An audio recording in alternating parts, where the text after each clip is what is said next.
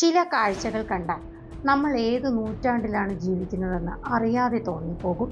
മനുഷ്യാവകാശങ്ങൾക്കും സമത്വത്തിനും വേണ്ടിയൊക്കെ വാദിക്കുന്നവർ ശ്രദ്ധിക്കാതെ പോകുന്ന പല കാര്യങ്ങളുണ്ട്. അത് ചിലതൊക്കെ അത്യാവശ്യമായി ശ്രദ്ധ വേണ്ടതുമാണ്. അത്തരത്തിൽ ഞാൻ ഈ ഇടയ്ക്ക് ശ്രദ്ധിച്ച ഒരു കാര്യമാണ് ഈ വീഡിയോയിൽ പങ്കുവെക്കുന്നത്. നമ്മുടെ നാട്ടിൽ പലയിടത്തും കാണുന്ന കാഴ്ചയാണ് ഹോട്ടലുകളിലെ സെക്യൂരിറ്റി ജീവനക്കാർ ഹോട്ടൽ എന്ന ബോർഡും കയ്യിൽ പിടിച്ച് വെയിലത്ത് നിൽക്കുന്നത്.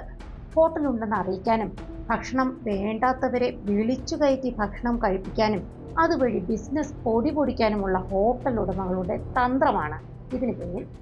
സെക്യൂരിറ്റി അല്ലേ, കൂടുതൽ സമയവും വെറുതെ നിൽക്കുകയല്ലേ, എന്നാൽ പിന്നെ കൊടുക്കുന്ന പൈസയ്ക്ക് കുറച്ച് പണി കൂടി എടുക്കട്ടെ എന്നതാകും ഇതിന് പിന്നിലെ മെൻറ്റാലിറ്റി.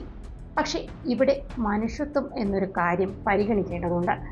സെക്യൂരിറ്റിയായി നിൽക്കേണ്ടി വരുന്ന ഹതഭാഗ്യർ മിക്കവാറും ഒരു വെയിലത്താകും നിൽക്കുക.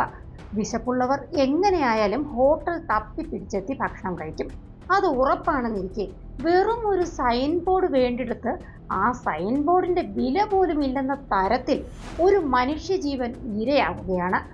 ഒരു വെയിലിൽ റോഡിലെ ചൂടും പൊടിയുമൊക്കെ ഏറ്റ് ദുരിതം അനുഭവിക്കേണ്ടി വരുന്നവർ ഇതൊക്കെ സഹിക്കുന്നത് ജീവിതത്തിന്റെ രണ്ടറ്റം കൂട്ടിമുട്ടിക്കാനുള്ള തത്രപ്പാടുകൊണ്ടാണ്.